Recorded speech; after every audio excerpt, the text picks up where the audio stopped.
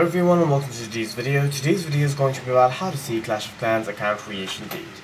For that, the first thing that you'll have to do is head over to the Clash of Clans game. Here you can head over to your profile and check your first achievement by scrolling down.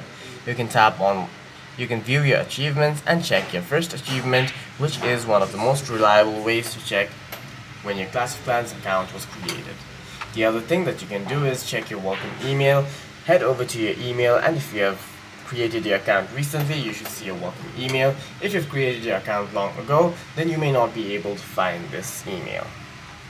The other thing that you can try and do, this is the hit and try method. Head over to settings, tap on help and support, scroll down, tap on accounts, tap on access or delete your data, and then tap on request personal data and follow the rest of the on-screen instructions to get your account creation date. For any further questions, please feel free to leave a comment down below.